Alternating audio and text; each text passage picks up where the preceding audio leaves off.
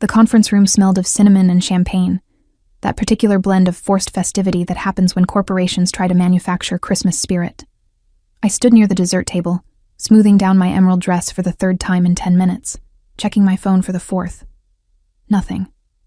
Adrian was supposed to meet me here 40 minutes ago. The company Christmas dinner was already in full swing around me, laughter and conversation creating a wall of sound that made my isolation feel even more pronounced.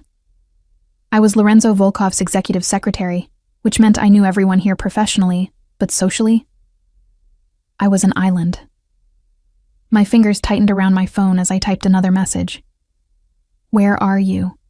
Everyone's asking about you. The 3 dots appeared, disappeared, appeared again.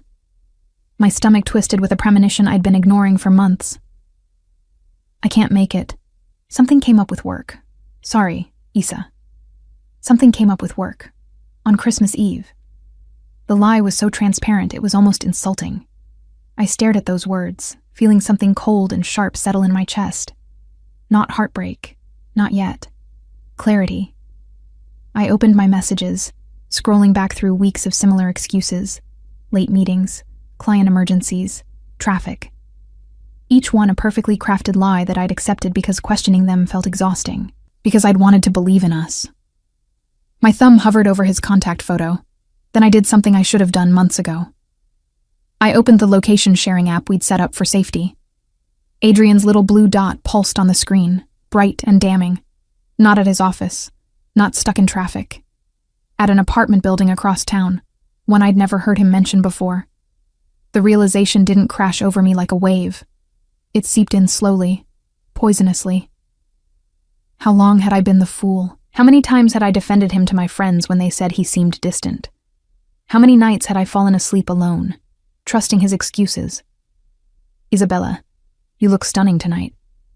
The voice behind me was deep, accented with something Eastern European that he'd never quite lost, despite 2 decades in America.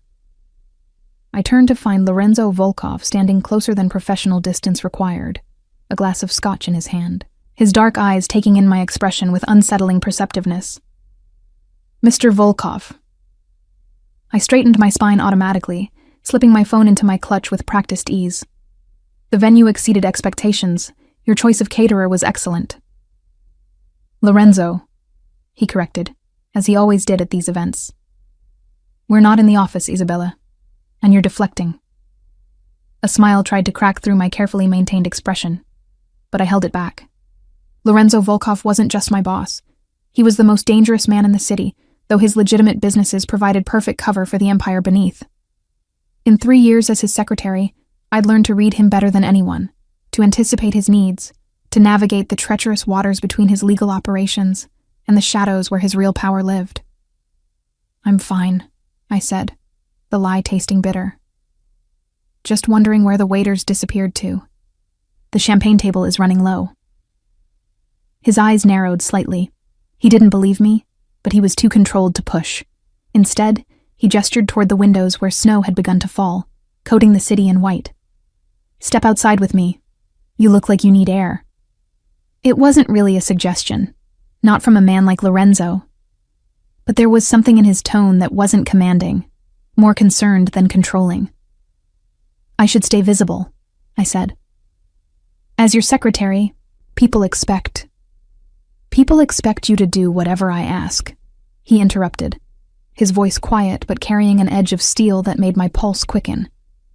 Not from fear, but from something more complicated. And right now, I'm asking you to take a break. I followed him through the crowd, feeling eyes tracking our movement.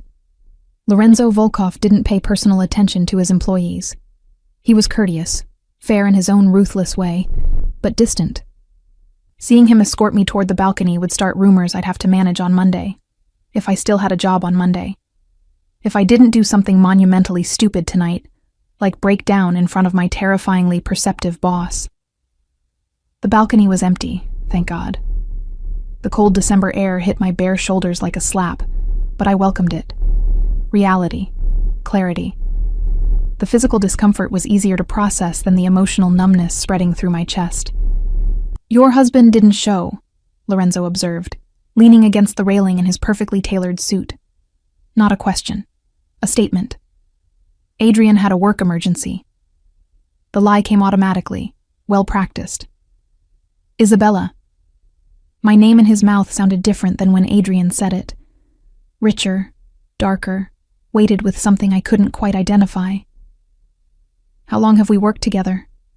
3 years, 4 months, 12 days. The precision was automatic. I'd kept track for reasons I'd never examined too closely. In that time, I've watched you anticipate my needs before I voice them. You've negotiated deals that would have ended in bloodshed if handled by someone less intelligent. You've stood between me and federal investigators with such perfect composure, they left questioning their own evidence. He turned to face me fully, his dark eyes catching the light from the ballroom. So don't insult my intelligence by pretending you believe your husband's excuse. The truth clawed its way up my throat. He's with someone else. I know. My head snapped toward him. What? I've known for 6 weeks. Lorenzo's expression remained neutral, but something dangerous flickered in his eyes. I had Mikhail run a background check when I noticed you were distracted, losing focus. You're never distracted, Isabella. It concerned me. Anger flared, hot and sudden. You had no right. I have every right to know if something is affecting my secretary's performance. His voice was calm, implacable. What I discovered was that Adrienne Delacroix has been seeing Vivienne Marchetti for approximately 4 months. She works in marketing at his firm. They meet Tuesday and Thursday evenings. The nights he tells you he has late meetings. The specificity of it, the cold recitation of facts, somehow made it worse and better simultaneously. Worse because it was real, documented, undeniable. Better because I wasn't crazy for suspecting. Why didn't you tell me? My voice came out steadier than I expected.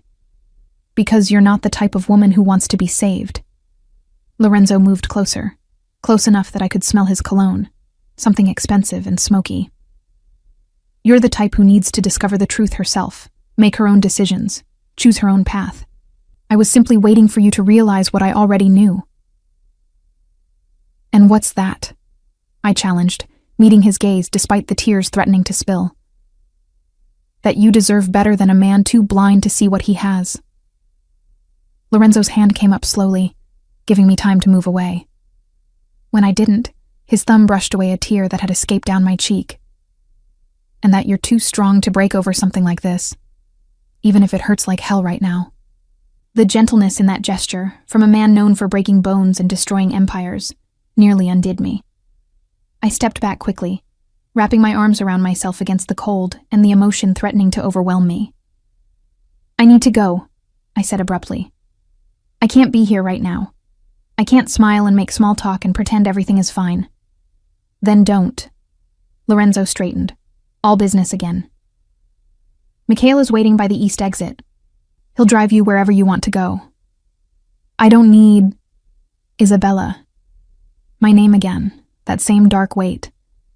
It's snowing. You're upset. You're not driving yourself anywhere tonight. That's not a suggestion. For once, I didn't have the energy to argue. I nodded, grabbed my coat from the check room, and slipped out the east exit where Mikhail waited beside a black SUV, his face carefully neutral as he held the door. Where to, Ms. Sinclair? He asked once I was settled in the back seat. I gave him my home address, then changed my mind. I couldn't go back to the apartment Adrian and I shared. Not yet. Not while he was probably still with her. Actually, just drive. Anywhere. I need to think. Mikhail nodded and pulled into traffic. The city lights blurred past, Christmas decorations and holiday shoppers creating a world that felt disconnected from my reality. My phone buzzed with a message from Adrian. How's the party? I'll try to make it home early. The casual lie, the assumption that I'd believe him, ignited something fierce in my chest. I typed back, I know about Vivienne. Don't bother coming home. Then I turned off my phone and watched the city disappear behind us, feeling something like freedom mixed with devastation. Mikhail eventually dropped me at a small park near the river, one of those forgotten green spaces that the city maintained, but few people visited after dark. I'd asked him to leave me there, ignoring his protests that it wasn't safe, that Mr. Volkov would be displeased. Tell Lorenzo I needed space, I'd said, climbing out before he could argue further. I'll call a cab when I'm ready. Now I sat on a bench dusted with snow, my designer coat inadequate against the December cold, staring at the dark water and wondering how my carefully constructed life had unraveled so completely in a single evening. My phone, which I'd turned back on against my better judgment, buzzed incessantly. Adrian calling, texting. The messages progressing from denial to anger to desperate apology in the span of 20 minutes. You're going through my phone now? That's a violation of privacy, Issa. Fine. Yes, I'm seeing Vivian, but it's not what you think. Baby, please, can we talk about this? I made a mistake. You're being dramatic. Nothing actually happened. The gaslighting was almost impressive in its speed.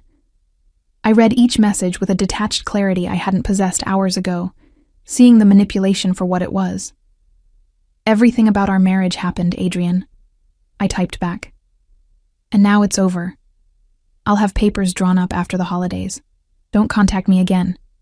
I blocked his number before I could second-guess myself, then blocked Vivian's too, when she had the audacity to message me with some nonsense about not meaning for things to happen this way. The snow fell harder, coating my hair and shoulders. I should have been cold, should have called that cab, should have gone somewhere warm. Instead, I sat frozen, watching my breath cloud in the air and feeling oddly peaceful. You're going to catch pneumonia. I didn't startle at Lorenzo's voice. Some part of me had known he would come, had perhaps been waiting for it. How did you find me? I asked, not turning around. Mikhail called the moment you dismissed him. Lorenzo moved into my peripheral vision, then sat beside me on the bench, close enough for warmth, but not touching. Said you looked like you were about to do something either very brave or very stupid. And you came to determine which? I came because you're my secretary, and I have a vested interest in your continued well-being. A pause. And because you looked destroyed when you left that party. And I don't like seeing you destroyed. The honesty in that admission made something crack in my chest. I'm fine. You're sitting on a park bench in a snowstorm in a cocktail dress after discovering your husband's affair. You're many things, Isabella, but fine isn't one of them. A laugh bubbled up, surprising us both. You know what the stupidest part is? I'm not even sure I love him anymore. Haven't for months. Maybe longer. But the betrayal still hurts. The humiliation of being the last to know. You weren't the last to know, Lorenzo said quietly. You were the first to act on knowing. There's a difference. I finally turned to look at him. In the dim park lighting, Lorenzo Volkov looked less like a feared MAFIA boss and more like a man. His dark hair had snow melting in it. His expensive suit was getting ruined. But he sat with perfect stillness, giving me his complete attention. Why are you here, Lorenzo? Really? Because 3 years ago I hired a secretary and gained a weapon I didn't know I needed. His eyes held mine. You're the smartest person in any room we enter. You see patterns I miss. You negotiate with a ruthlessness that impresses even me. And you do it all while maintaining a moral code I stopped believing in years ago. I work for you, I pointed out. I'm not exactly operating from a moral high ground. You work for my legitimate businesses. You've never once crossed a line you weren't comfortable with. I've made sure of that. Lorenzo shifted slightly, angling toward me. You think I don't notice how you leave the room when certain conversations start? How you've created a perfect system where you handle everything legal and Mikhail handles everything else. You're brilliant at maintaining distance from what you can't accept. The observation was too accurate, too perceptive, and you allow it. Why? Because losing you would be inconvenient. A slight smile. And because I respect that you know where your boundaries are and defend them absolutely. Even when it must frustrate you? Especially then. Lorenzo's expression grew serious. Isabella, I'm going to tell you something that will either comfort you or terrify you. When I discovered your husband's affair, my first instinct was to have him dealt with. Permanently. My breath caught. Lorenzo. I didn't, he continued calmly. Because you would never forgive me for it. Would probably turn me into the authorities yourself, moral code intact. So instead, I've been monitoring the situation, waiting for you to discover it naturally, ready to step in if you needed me. That's not comforting. That's terrifying. I know. He reached over, taking my frozen hand in his warm one. The gesture was shockingly intimate, more so because Lorenzo Volkov didn't do casual touch. But it's honest. And right now, I think you need honesty more than comfort. I should have pulled my hand away, should have maintained professional distance. Instead, I found myself gripping his hand like a lifeline. What happens now? Now you make a choice. Lorenzo's thumb traced small circles on my palm, a soothing gesture at odds with the intensity of his gaze. You can go home, fight with Adrian, go through the exhausting process of divorce while living in the same space. Or you can let me help you. Help me how? I own a building in the financial district, luxury apartments. There's a vacant unit on the 20th floor with a view of the entire city. It's yours, no strings attached, for as long as you need it. Your belongings will be moved there tomorrow while Adrian is at work. Divorce papers will be drawn up by the best lawyer in the city, free of charge. Within a week, this will be handled. The offer was too much, too fast. Lorenzo, I can't accept. You can, and you will. His hand tightened on mine. Because you're too valuable to me to have distracted by a failing marriage and a mediocre man. Because you deserve better than fighting over furniture and photograph albums, and because I take care of what's mine. I'm not yours, I said automatically, but the protest sounded weak even to my own ears. Aren't you? Lorenzo's voice dropped lower, more dangerous. You've spent 3 years at my side, Isabella. You know my schedule better than I do. You've seen me at my worst and never flinched. You've defended me, protected me, made me better at what I do. If that's not belonging, what is? The truth of it settled over me like the falling snow. Somewhere in 3 years of working together, I'd stopped being just his secretary. I'd become something more. Something I'd been too married and too scared to examine. This is too fast, I whispered. I need time to think. Take all the time you need. Lorenzo stood, pulling me up with him. But take it somewhere warm.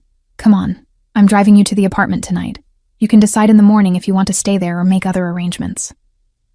And if I choose other arrangements? Then I'll help with those too. He led me toward where his car waited, Mikhail at the wheel. But, Isabella, you're not going back to Adrian tonight. That's non-negotiable. For once, I was grateful for his absolute certainty. Because my own certainty had shattered somewhere between discovering the affair and sitting in a snowstorm, and I needed someone to make decisions while I put myself back together. The apartment was everything Lorenzo had promised. Floor-to-ceiling windows, modern furnishings, a bedroom bigger than the living room Adrian and I had shared. Lorenzo gave me a brief tour, showed me where everything was, then paused at the door. There's food in the kitchen, clothes in your size in the closet, everything you need. He pulled a keycard from his pocket and held it out. This building has the best security in the city. No one gets up to this floor without clearance. You're safe here. I took the keycard, our fingers brushing. Thank you. Don't thank me yet. A flash of something dark in his eyes. We both know this complicates everything between us.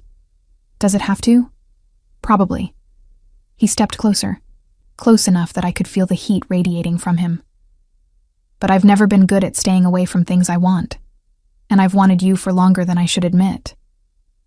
The confession hung between us, electric and dangerous. I should have been shocked, should have stepped back, should have reminded him that I was still married and he was still my boss.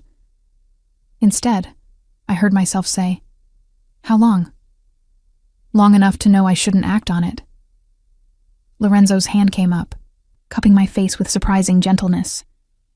Long enough to know I probably will anyway, eventually. But not tonight. Tonight you need space and time and distance from men making demands on you. He pressed a kiss to my forehead, chaste and devastating, then left before I could respond. I stood in the quiet apartment, my hand pressed to where his lips had been, and felt the foundation of my carefully ordered world shift irrevocably beneath my feet. I woke in the unfamiliar bed to sunlight streaming through floor-to-ceiling windows and the smell of coffee. For a moment, I was disoriented, expecting to see Adrian's sleeping form beside me. Then yesterday crashed back with brutal clarity. The affair. The party. Lorenzo. I padded into the kitchen to find a coffee maker set to automatic, a fresh pot waiting, and a note in bold handwriting. Mikhail will pick you up at noon if you want to retrieve personal items from your apartment. If you prefer to avoid Adrian, give him a list and he'll handle it. Your choice. L. Your choice. Those 2 words seemed to be Lorenzo's constant refrain, which was ironic considering how little choice he'd given me about staying here last night. But he was right, I acknowledged as I poured coffee into an expensive mug. Going back to Adrian's apartment would be exhausting and emotional. 2 things I couldn't afford to be today. My phone, which I'd finally plugged in, showed 47 missed calls from Adrian and 19 text messages that progressively devolved from apologetic to angry to desperate. I blocked his number again, deleted the messages unread, and felt a weight lift from my shoulders. I was still in my emerald dress from last night, wrinkled and smelling faintly of snow and expensive cologne. The closet Lorenzo mentioned revealed an array of clothing in my exact size, casual and professional, all high-end brands I'd admired, but never bought. Someone had been paying very close attention to my preferences. After a shower in a bathroom that could have fit my and Adrian's entire bedroom, I dressed in dark jeans and a cashmere sweater the color of cream, then made a list of items I wanted from the apartment. Books, mostly. My grandmother's jewelry, a few photographs from before Adrian, when I'd still had friends and hobbies, and a life that didn't revolve around managing someone else's needs. At precisely noon, my phone rang. Ms. Sinclair, Mikhail's gravelly voice. I'm downstairs whenever you're ready. Actually, I have a list. Would you mind? Already anticipated. Mr. Volkov said you'd prefer not to see your husband. I'll handle the retrieval personally. I should have been unsettled by how well Lorenzo predicted my decisions. Instead, I felt oddly cared for, a sensation I hadn't experienced in years. Thank you, Mikhail. I'll send you the list. One more thing, he said. Mr. Volkov would like you to join him for lunch at Rossellino's. 1 o'clock. He says to tell you it's not optional, but also not business. My heart did something complicated in my chest. Rossellino's was the best Italian restaurant in the city, intimate and exclusive. Not a place you took your secretary for professional meetings. Tell him I'll be there.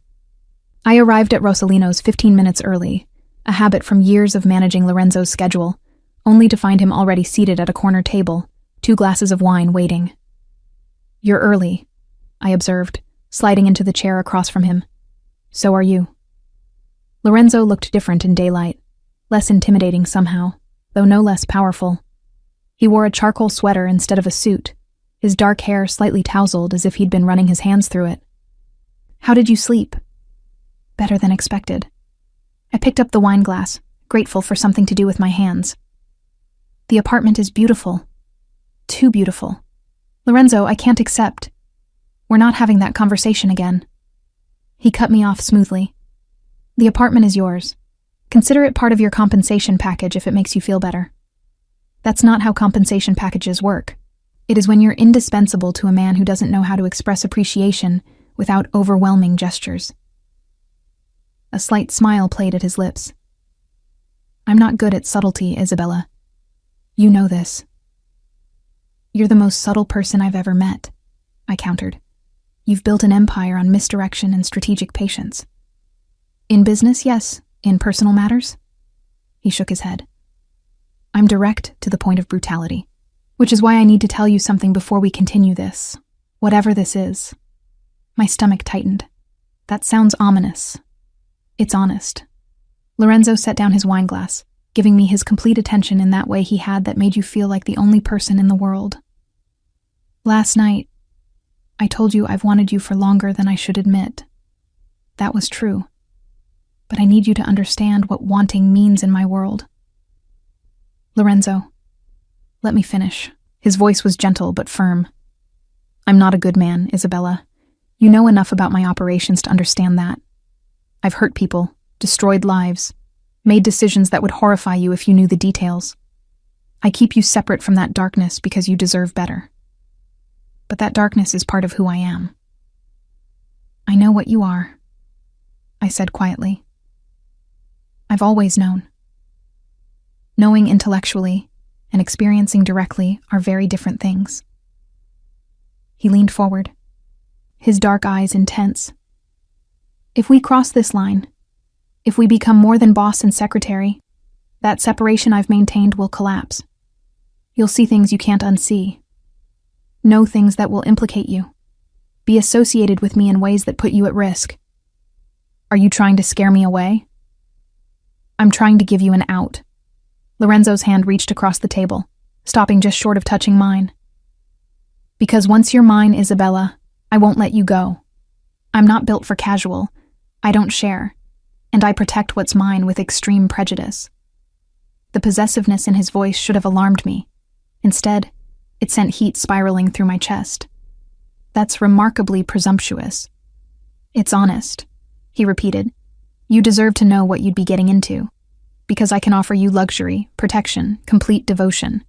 But I can't offer you normal. Can't give you a simple life with a man who comes home at 5 and takes you to dinner parties where the biggest scandal is someone's affair. I just left that life, I pointed out. It wasn't as appealing as advertised. Your husband was an idiot. Lorenzo's expression hardened. He had everything I've wanted for 3 years and threw it away for someone ordinary. But I'm not offering to be your rebound, Isabella. I'm not interested in being a distraction from your pain. Then what are you offering? He was quiet for a long moment, as if weighing his words carefully. Time, space, friendship, if you want it, and the promise that when you're ready, if you decide you want more, I'll be waiting. The server chose that moment to appear, taking our orders with practiced efficiency.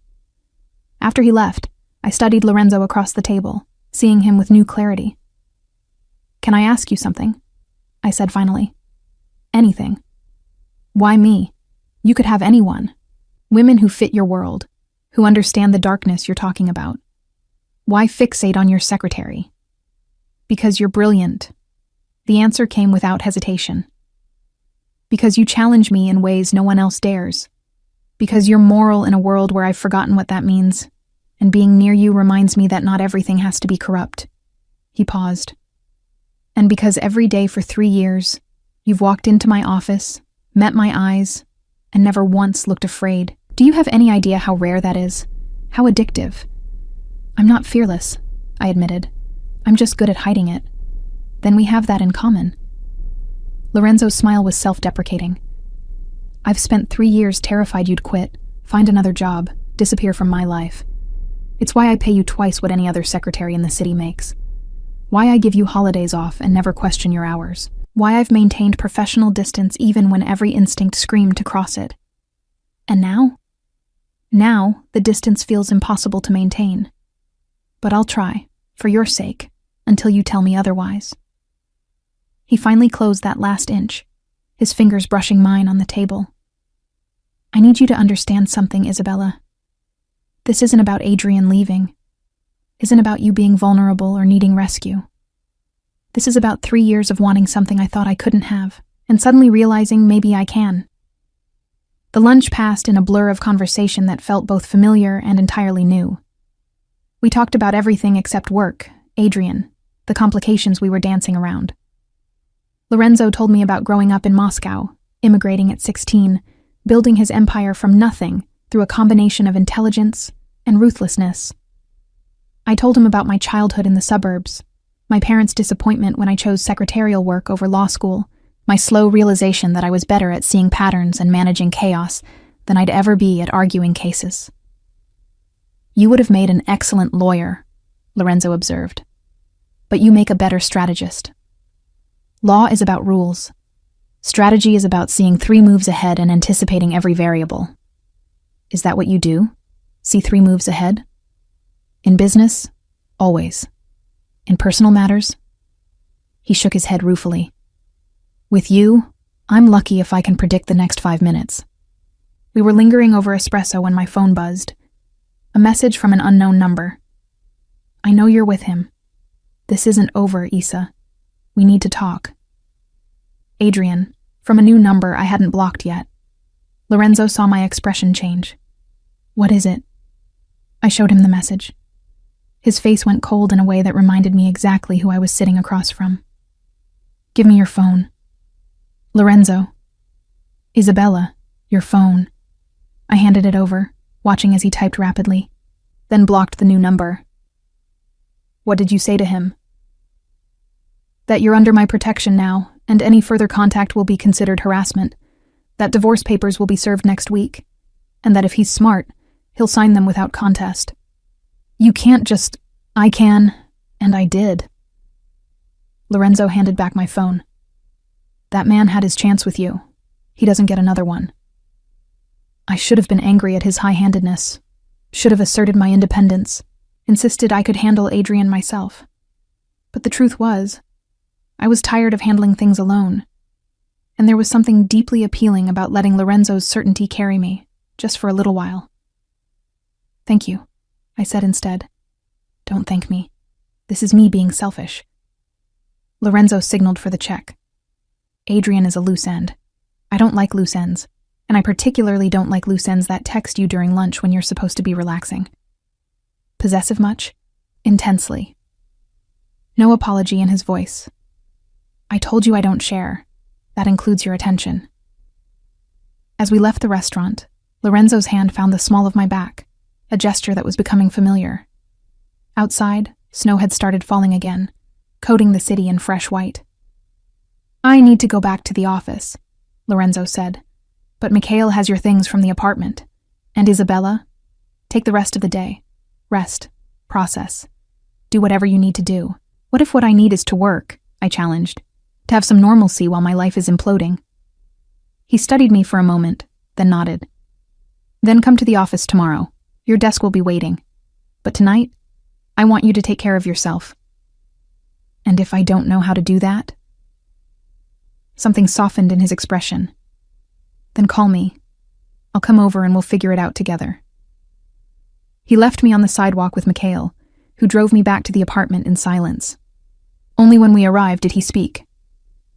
"Mr. Volkov is a good man, Ms. Sinclair, despite what you might think you know about him." "I know what he is, Mikhail."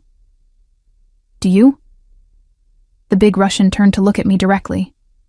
"Because what he is, at his core, is loyal. Once he decides something or someone is his, he'll burn the world down before letting harm come to them. That's not exactly comforting." "It's not meant to be comfortable. It's meant to be true." Mikhail's expression was serious. "You're his, Ms. Sinclair. Have been since the day you walked into his office and reorganized his entire filing system without asking permission. The question is whether you're ready to be." I had no answer to that. Just a growing certainty that my carefully ordered life was never going to be the same. I went back to work the next morning, despite Lorenzo's insistence that I take more time. Not because I was ready, but because the apartment, beautiful as it was, felt too quiet. Too much space for my thoughts to spiral. Nicolette Belmont, Lorenzo's other secretary, the one who handled the appointments I wasn't privy to, gave me a knowing look when I arrived. "Heard you had an eventful weekend," she said, her French accent more pronounced than usual. "The whole office is buzzing." "Let them buzz." I settled at my desk, pulling up Lorenzo's calendar for the week. "Is he in yet?" "Meeting with the Constantine brothers. Should be done by 9. She perched on the edge of my desk, her designer heels dangling. "Isabella, can I give you some advice? Do I have a choice?" "Non." A slight smile. "Lorenzo Volkov is many things. Dangerous, ruthless, brilliant. But he's also honorable in his way. If he's claimed you, and trust me, everyone knows he has, then you're the safest person in this building. I don't need..." "Yes, you do." Nicolette's expression grew serious. "Your husband made calls yesterday, to this office, demanding to speak to you." Lorenzo had Mikhail handle it, but there was unpleasantness. Adrian threatened to go to the press with stories about Lorenzo's operations if you weren't returned to him.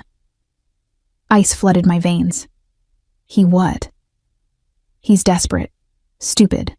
She shrugged. "The combination is dangerous. But Lorenzo has people watching Adrian now, making sure he understands the consequences of further threats." "People watching him," I repeated slowly. "What kind of consequences?" "The kind Lorenzo is good at. Nicolette slid off my desk. My point is, you're protected. But you should know what protection in this world costs. She left before I could ask what she meant, leaving me staring at my computer screen and wondering exactly what I'd gotten myself into. Lorenzo emerged from his office at 9:15, flanked by two men who looked like they could bench press small cars. The Constantine brothers, presumably. They nodded respectfully at me as they passed, which was somehow more unnerving than if they'd ignored me. Isabella. Lorenzo stopped at my desk, his expression neutral, but his eyes warm. Good morning. I thought you were taking the day. I work here, I pointed out. Taking random days off seems counterproductive. Even when your personal life is exploding. Especially then. Work is the one thing that makes sense right now. I pulled up a document. You have a conference call with the Tokyo office at 11. The contracts for the waterfront property need your signature, and the Belmonts want to reschedule dinner from Thursday to Friday. Lorenzo studied me for a long moment. Come into my office. It wasn't a request.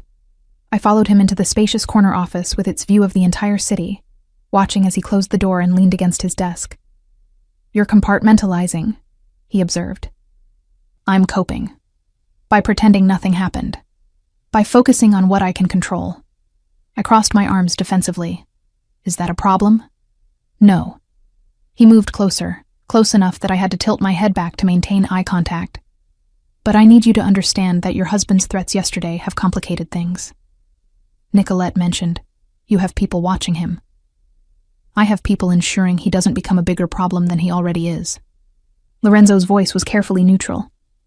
Adrian is making noise about going to the press, about exposing details of my business he thinks he knows. He doesn't know anything, I said immediately. I never discussed your work with him. I know you didn't. But perception is powerful, and even unfounded accusations can cause damage. His hand came up, tucking a strand of hair behind my ear. Which is why I need you to let me handle this, Isabella. Don't contact him. Don't respond to messages. Let me protect you. I don't need... Yes, you do. His voice was firm. Because this isn't just about your feelings anymore. This is about my business, my reputation, my operations. Adrian has made himself my problem, which means I get to solve it my way. Fear flickered through me. What are you going to do to him? Nothing permanent, nothing violent unless he forces my hand. Lorenzo's eyes were dark, unreadable, but he will sign those divorce papers. He will stop calling you, and he will learn that threatening what's mine has consequences. I'm not yours, I said automatically, but the protest was weak. Aren't you? He stepped closer, eliminating the space between us. You're living in my apartment, under my protection, working at my side. Tell me, Isabella, at what point do you stop fighting the inevitable? When I'm ready. I held my ground, refusing to be intimidated. You said you'd give me time, space, that you'd wait until I was ready. I did. I am. His hands came to rest on my waist, not pulling me closer but anchoring me in place. But ready and in denial are different things. You can take all the time you need to process the end of your marriage, to grieve what you thought you had. But don't pretend you don't feel this between us. This tension, this pull, the way you've been hyper-aware of me since you walked in this morning, the way I can't focus on anything when you're in the room. His voice dropped lower. I've been patient for 3 years, Isabella. I can be patient a while longer. But don't ask me to pretend I don't want you because I'm not that good a liar. My breath caught. Lorenzo, I'm not asking you for anything, he continued, his grip on my waist tightening slightly. I'm just making sure you understand where I stand. When you're ready, if you decide you want this, want me, I'm here. Until then, I'll wait. I'll protect you. I'll handle Adrian and any other problems that arise. Because that's what I do for what's mine. And if I'm never ready, I challenged, even as my body betrayed me by leaning into his touch, then I'll have spent the rest of my life wanting the one thing I couldn't have. A slight smile, sad and self-aware, wouldn't be the worst fate for a man like me. A knock at the door interrupted the moment. Lorenzo released me, stepping back with obvious reluctance. Come in. Mikhail entered, his expression grave. Boss, we have a situation. What kind of situation? Adrienne Delacroix filed a police report claiming Ms. Sinclair was taken against her will. 2 detectives are in the lobby wanting to speak with her. My stomach dropped. He did what? The idiot is desperate. Lorenzo's voice was ice cold. Fine, send them up. Isabella, you're going to tell them exactly what happened. That you left your husband voluntarily. That you're staying in an apartment I provided as part of your employment compensation. That there was no coercion, no kidnapping, no impropriety of any kind. That's all true, I said. I know. But they're going to question you separately, try to catch inconsistencies, look for signs of duress. So stay calm, be honest, and remember that you chose this. The detectives were professional but skeptical. They separated us, questioning me in a conference room while Lorenzo waited in his office.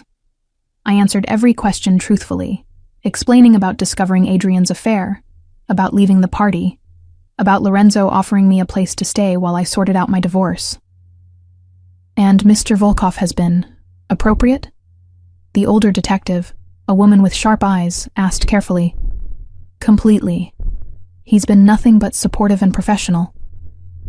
That's not what your husband claims. He says Mr. Volkov has a history of acquiring things he wants through intimidation. My husband is a liar who's angry I left him, I said flatly. Lorenzo offered me help when I needed it. Nothing more, nothing less. They questioned me for another 30 minutes before finally seeming satisfied. As they left, the female detective handed me her card. If you ever feel unsafe, if anything changes, call me directly. I'm safe, I assured her. Safer than I was in my marriage, certainly. After they left, I found Lorenzo in his office, staring out at the city. They're satisfied, I reported. Adrienne's claim will be dismissed. Good. He didn't turn around. I'm sorry you had to go through that. Not your fault. Adrienne's grasping at straws. It's my fault for not handling him more decisively earlier. Lorenzo's voice was hard. I tried to let him be, let you handle your divorce without interference. Clearly that was a mistake. Lorenzo. Don't. He filed a false police report, Isabella. Tried to have me investigated. Attempted to implicate you in imaginary crimes. He finally turned, his expression dark. This ends now. What are you going to do? What I should have done the moment he hurt you. Lorenzo moved toward me with purpose.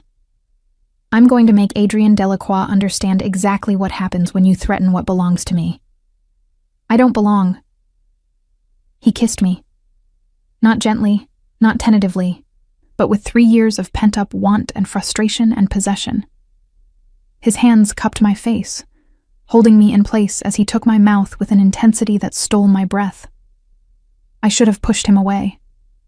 Should have reminded him I was still married, still processing, still not ready. Instead, I kissed him back, 3 years of my own denial shattering like glass. When he finally pulled back, we were both breathing hard. You were saying? He asked, his voice rough, that this is a terrible idea. Probably. His thumb traced my swollen lips. Are you going to stop me? I should have said yes. Should have stepped back, reinstated professional boundaries, protected myself from whatever this was becoming. Instead, I heard myself whisper, no. Lorenzo's smile was triumphant and tender all at once. Good, because I'm done pretending, Isabella. Done keeping my distance. Done letting lesser men make decisions about your life. I make decisions about my life, I countered. Then decide. He kissed me again, softer this time. Decide if you want this. Want me. Because once you say yes, there's no going back. I don't do casual.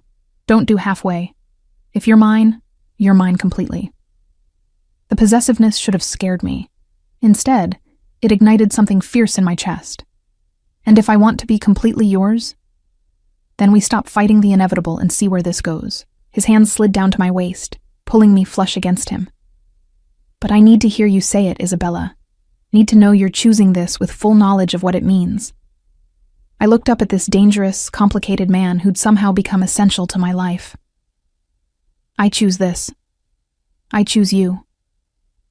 Thank God, he breathed, and kissed me like I was air and he'd been drowning. The next few weeks passed in a blur of intensity I hadn't known existed. Lorenzo wasn't exaggerating when he said he didn't do halfway. He was all-consuming, showing up at the apartment at odd hours, taking me to dinner at exclusive restaurants, introducing me to his world in carefully measured doses. The divorce papers were served to Adrian by Friday. He contested them, of course, demanding alimony and half my savings, despite the fact that I'd supported us for the last 2 years while he pursued his career. Lorenzo's lawyers demolished his claims within a week. It's remarkable, I told Lorenzo over dinner one evening, how quickly legal proceedings move when you have infinite resources. Resources help, he acknowledged, cutting into his steak. But in this case, the facts were on your side. Adrian had an affair, abandoned you, then tried to extort money you earned. No judge would side with him. Still, thank you. Stop thanking me. He reached across the table, taking my hand. You're mine now. Protecting you, providing for you, making your problems disappear. That's not a favor. It's what I do. Your possessiveness is showing again. I know. Does it bother you? I considered the question honestly. A month ago, the answer would have been yes. Now, after weeks of Lorenzo's constant attention, his unwavering focus, his absolute certainty that I belonged with him, I found it comforting rather than suffocating. No, I admitted, it doesn't. His smile was satisfied, predatory. Good, because it's only going to intensify. He wasn't wrong. Lorenzo's idea of dating involved private jets to weekend getaways, jewelry that cost more than my car, and a level of attention I'd never experienced. But it also involved quiet evenings in the apartment, where he'd show up with takeout, and we'd watch old movies. Morning phone calls just to hear my voice. Random texts throughout the day checking if I'd eaten, if I was tired, if I needed anything. You're incredibly controlling, I observed one morning when he'd had breakfast delivered to the apartment, despite my protests that I was capable of making my own coffee. I prefer attentive, he countered, stealing a strawberry from my plate. You had Mikhail follow me to lunch with my friend yesterday. For your protection. It's a coffee shop 3 blocks from the office, in a city where I have enemies who would love to use you against me. Lorenzo's expression grew serious. Isabella, I need you to understand something. My world isn't safe. The moment you became mine, you became a target. The surveillance, the security, the precautions, they're not optional. I'm not a prisoner. No, you're the most valuable thing I possess. There's a difference. He set down his coffee. I know this isn't what you signed up for, but it's the reality of being with me. And if I can't accept that reality, something dangerous flickered in his eyes. Then we have a problem, because I won't risk you, Isabella, won't gamble with your safety. If that means restricting your freedom, then that's a price I'm willing to pay. What about the price I'm willing to pay? I challenged. Name it. He leaned forward, intense and focused. Tell me what you need, what boundaries you require, and I'll accommodate them. But your safety is non-negotiable. We stared at each other across the breakfast table, locked in a silent battle of wills. Finally, I sighed. I need autonomy at work. No security in the office. Mikhail can wait in the lobby. Done. I need girls' nights without surveillance, time with friends without feeling watched. Mikhail will maintain distance but remain available. You wear the tracking device I gave you. That's a compromise. That's the best you're getting. No apology in his voice. Next. I need you to stop making decisions about my life without consulting me first. I'm your partner, not your property. Lorenzo was quiet for a long moment. That one's harder. I'm used to control, to making decisions unilaterally. But I'll try. For you, I'll try. It wasn't perfect, but it was honest. And I was learning that with Lorenzo, honesty was more valuable than easy promises. The real test came 2 weeks later, when Nicolette pulled me aside after a meeting. Adrian is making noise again, she said quietly. Talking to reporters about Lorenzo's inappropriate relationship with you, suggesting you were coerced. That's absurd. But perception matters. Lorenzo is handling it, but you should know there might be press attention." She was right. By the end of the day, my phone was flooded with calls from tabloid journalists wanting comments about my affair with my boss. Lorenzo's response was characteristically direct.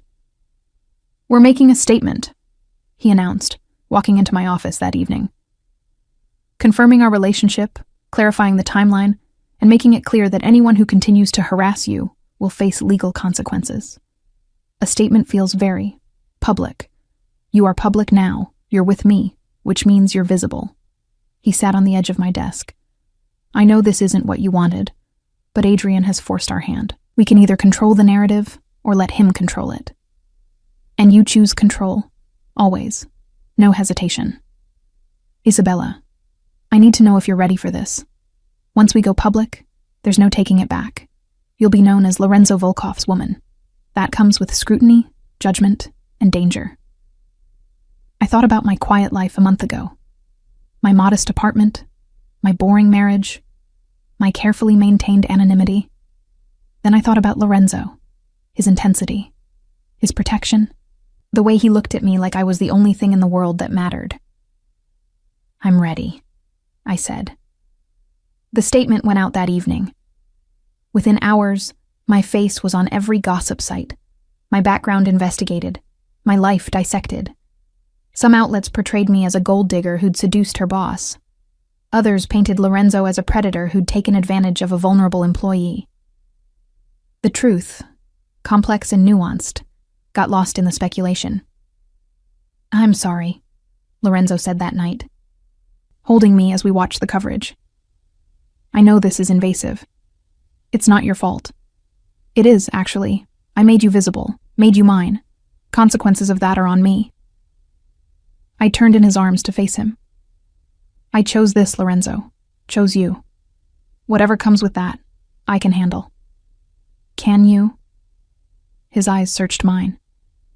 "Because this is just the beginning, Isabella. My world is complicated. Dark. You'll see things you can't unsee. Know things that implicate you. Once you're in this deep, there's no going back to normal. Then it's good I don't want normal." I kissed him, slow and deliberate. "I want you. All of you. Darkness included." "You say that now." "I mean it." I pulled back to meet his gaze directly. "I'm not naive, Lorenzo. I know what you do, what you're capable of, and I'm choosing it anyway. Choosing you." Something fierce and possessive flared in his eyes. "Say that again. I choose you." He kissed me then, deep and claiming, his hands tangling in my hair as he demonstrated exactly what my choice meant to him. When we finally came up for air, he rested his forehead against mine. "You're mine now," he breathed. "Completely. Irrevocably.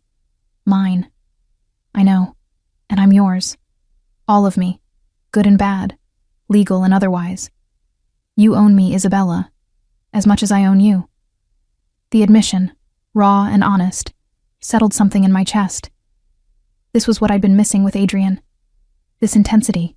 This absolute certainty. This feeling of being chosen and choosing in return. "Then we're agreed," I said. "No more holding back. No more half measures. No more pretending this isn't forever," he added, his voice rough with emotion. "Forever is a long time. Not long enough." He kissed me again. "Not nearly long enough." The next morning, I woke to find Lorenzo already awake, watching me with an intensity that should have been unnerving but felt comforting instead. "What?" I asked sleepily. Just memorizing this moment. You in my bed, sleep soft and beautiful. Mine. Possessive even in the morning. Especially in the morning. He pulled me closer. "Every morning, Isabella. I want this every morning for the rest of our lives." It should have scared me, that level of commitment after such a short time. Instead, it felt inevitable. Like everything with Lorenzo had been leading here, to this moment, this choice, this future. "Then I guess you're stuck with me," I said. "Best thing that's ever happened to me." He kissed my forehead, then my nose, then my lips. Best thing I never knew I was waiting for. We lay there as morning light filled the room, two people who'd found each other in the wreckage of my old life, building something new from the ashes. It wasn't conventional, wasn't safe, wasn't anything I'd planned. But it was ours, and that made it perfect. 6 months after that Christmas dinner I'd attended alone, I stood in Lorenzo's penthouse office, watching the city spread out below us like a kingdom. Our kingdom, now. I'd moved into Lorenzo's home 3 months ago, my apartment sitting empty, a symbol of a life I'd outgrown. "Penny for your thoughts," Lorenzo said, coming up behind me and wrapping his arms around my waist. "Just thinking about how much has changed." "Regrets?" I leaned back against his chest, feeling the solid warmth of him. "Not one." It was true. The past months had been a revelation. Lorenzo had introduced me gradually to the reality of his world, the legitimate businesses and the operations that existed in shadows. I'd discovered I had a talent for seeing patterns, for strategic planning that translated well to his more clandestine endeavors. "You're thinking too loudly," he murmured against my ear. "I'm thinking about the meeting tomorrow, the Constantine brothers." "Worried?" "Curious. You said you wanted me there, but I'm not sure what role I'm playing." Lorenzo turned me in his arms to face him. "The same role you've always played. My partner, my strategist, the woman who sees solutions where others see problems. Your world is different from the office, Lorenzo. I know, which is why I need you there." His hands cupped my face. "Isabella, I trust you with everything. My business, my life, my weaknesses. You've proven yourself loyal, intelligent, and ruthless when necessary. The Constantines need to understand that you're not just my woman. You're my equal." The statement should have terrified me. Instead, it thrilled me. I'd spent years as Adrian's wife feeling diminished, ignored, taken for granted. With Lorenzo, I felt powerful, seen, essential. "What if I make a mistake?" I asked, voicing the fear I'd been harboring. "Then we handle it together." Lorenzo's smile was confident. "But you won't. You're too smart, too careful, and you have something no one else in that room will have." "What's that?" "Me, absolutely devoted to keeping you safe while you shine." He kissed me softly. "They'll underestimate you because you're beautiful, because you're with me, because you're a woman in a world of violent men. Use that. Let them think you're decorative while you dissect their weaknesses." The strategy was sound, and the next day I deployed it perfectly. The meeting with the Constantine brothers was tense, a negotiation over territory and profit sharing that could have ended in bloodshed. I sat quietly at Lorenzo's side, appearing to take notes, while actually cataloging every micro-expression, every tells, every weakness. When the older brother, Mikhail, made an aggressive demand, I leaned forward. "Forgive me for interrupting, but I think there's a solution neither side has considered." The room went silent. Mikhail's eyes narrowed. "And what would a secretary know about our business?" "I'm not a secretary anymore," I said calmly. "I'm Lorenzo's partner, and I know that what you're really concerned about isn't the territory itself, but access to the port facilities, which Lorenzo controls. So rather than fighting over land, why not negotiate access? Lorenzo gets to maintain ownership, you get shipping privileges, everyone profits." The room stayed silent for a beat. Then Mikhail laughed, a genuine boom of amusement. "She's smart, Volkov. Dangerous too, I'd wager." "Extremely," Lorenzo agreed, pride evident in his voice. The negotiation concluded smoothly after that, my suggestion providing the compromise both sides needed. As we left, Lorenzo's hand found mine, squeezing gently. "Brilliant," he murmured, "just seeing patterns. You dismantled a potential war in 5 sentences." He pulled me into an empty hallway, kissing me deeply. "You're magnificent," but not everyone was pleased with my new role. Back at the office, I found Nicolette waiting with a concerned expression. "We need to talk," she said, leading me to the break room. "There's resistance to you taking an active role. Some of Lorenzo's associates think you're a liability. Because I'm a woman, because you're untested in their world, haven't proven you can handle the darkness." Nicolette's expression was sympathetic. "Lorenzo trusts you, but they need convincing. Then I'll convince them.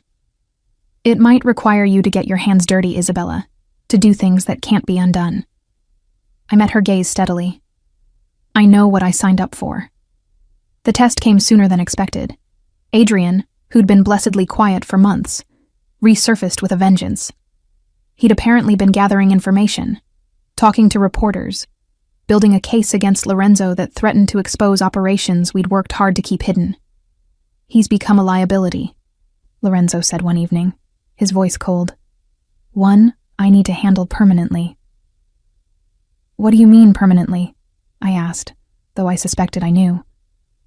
I mean he's threatening everything we've built, everything we are. Lorenzo's eyes were hard. He needs to disappear, Isabella. And I need to know if you can accept that. This was it. The moment where I either committed fully to this life or drew a line I couldn't uncross. I thought about Adrian, his betrayal, his continued attempts to hurt me through Lorenzo. Thought about the life we were building, the future we were creating. What do you need from me? I asked. Something flickered in Lorenzo's eyes. Surprise, pride, relief. I need you to lure him to a meeting. Tell him you have information about me, that you want to cooperate with his investigation. Get him to the warehouse on 5th Street tomorrow night. And then? Then I handle it. But Isabella, once you do this, there's no going back. You'll be complicit, an accessory. The law won't distinguish between us. I know. My voice was steady. I'll do it. I made the call that night, my voice perfectly pitched between nervous and eager. Adrian agreed immediately, thinking he'd finally broken me, finally found the weapon he needed against Lorenzo. The next evening, I dressed carefully, wearing a wire that Lorenzo's people had equipped me with, driving to the warehouse alone as instructed. Adrian was already there, his expression triumphant. Isa, I knew you'd come to your senses. That man is dangerous. I know he is, I said truthfully. That's why I need your help. What Adrian didn't know was that the entire conversation was being recorded, that Lorenzo's lawyers would use his admission of attempting to extort information to bury him legally. And what Adrian definitely didn't know was that Lorenzo and his men were positioned around the warehouse, ensuring that this meeting would be Adrian's last. I won't detail what happened next. Some darkness is better left in shadow. But I will say that I walked out of that warehouse changed, complicit, irrevocably bound to Lorenzo not just by love, but by shared secrets that could never be spoken. Lorenzo found me in the car afterward, shaking despite my efforts to stay composed. He pulled me into his arms, holding me as I processed what I'd just done, what I'd become. I'm sorry, he murmured. Sorry you had to be part of that. I chose it, I said, my voice surprisingly steady. Chose you, all of you. You're mine now, he breathed, in ways that can never be undone. I know. I pulled back to meet his eyes. And you're mine. We're bound together now, Lorenzo, for better or worse. Definitely for better, he said, kissing me softly. Because you're the best thing that ever happened to me, Isabella, even if I dragged you into darkness to keep you. The months that followed were transformative. I became known in Lorenzo's world, not as his decorative companion, but as his most trusted advisor, the woman who could negotiate with enemies, spot betrayal before it bloomed, and make hard decisions without flinching. Our wedding was small, private, attended only by Lorenzo's most trusted associates and my few remaining friends who'd accepted what I'd become. I wore cream instead of white, acknowledging that I was no innocent bride, and Lorenzo's eyes held such fierce possession as I walked toward him that several guests shifted uncomfortably. You're sure about this? He asked as we stood before the officiant. Last chance to run. I'm not running, I said firmly. I'm choosing. Choosing you, choosing this life, choosing us. Then you're mine, he said, sliding the ring onto my finger. Forever. And you're mine, I countered. Don't forget that part. Never, he promised. The reception was elegant, dangerous, a gathering of powerful people who operated in shadows. I moved through it with confidence, Lorenzo's hand always at my back, accepting congratulations from people who'd once questioned my place in this world. Later that night, alone in Lorenzo's penthouse, our penthouse now, he undressed me slowly, reverently. Mrs. Volkov, he murmured, the name a caress. How does it feel? Right, I admitted. Terrifying and right. That's how loving me should feel. He kissed me deeply. Terrifying, because of what it means. Right, because we were meant for this. We made love slowly, cementing our vows, binding ourselves together in ways that went beyond legal or criminal. When we finally lay exhausted in each other's arms, Lorenzo traced patterns on my bare shoulder. Do you ever regret it? He asked quietly. That Christmas dinner, the choices you made, the woman you've become? I thought about that night 6 months ago, sitting alone on a park bench, crying over a betrayal that had felt world-ending. Thought about the woman I'd been then, scared and lost and convinced she was alone. Not for a second, I said honestly. That night destroyed my old life, but it gave me this one. Gave me you. Gave me power and purpose, and a partnership I never knew I wanted. Even knowing what you know now, what we do, who we really are, especially knowing that. I turned to face him. I'm not naive anymore, Lorenzo. I see you clearly. All the darkness, all the violence, all the decisions that would horrify most people. And I choose it anyway. Choose you anyway. Because what we have is real in a way my marriage never was. I love you, he said simply. More than I thought I was capable of loving anything. I love you too, even though you're possessive, controlling, and occasionally terrifying. Especially because of that, he corrected with a smile. Yes, I agreed, especially because of that. We fell asleep tangled together, two people who'd found each other in darkness and built something fierce and unbreakable in the shadows. It wasn't the life I'd planned, wasn't conventional or safe or anything I'd imagined for myself. But it was ours. Built on truth and choice, and the understanding that sometimes the best love stories begin not with rescue, but with recognition. Lorenzo hadn't saved me that night in the park. He'd simply seen me, all of me, and decided I was worth waiting for. And I'd seen him in return, all his darkness and devotion, and decided he was worth choosing. 6 months ago, I'd been abandoned at a Christmas dinner, alone and heartbroken. Now I stood at the center of an empire, feared and respected, Lorenzo's partner in every sense of the word. Some people might call that a fall from grace. I called it rising to where I'd always belonged, in the arms of a man who saw my strength and never asked me to dim it, building a kingdom in the shadows that was entirely our own. The end and the beginning.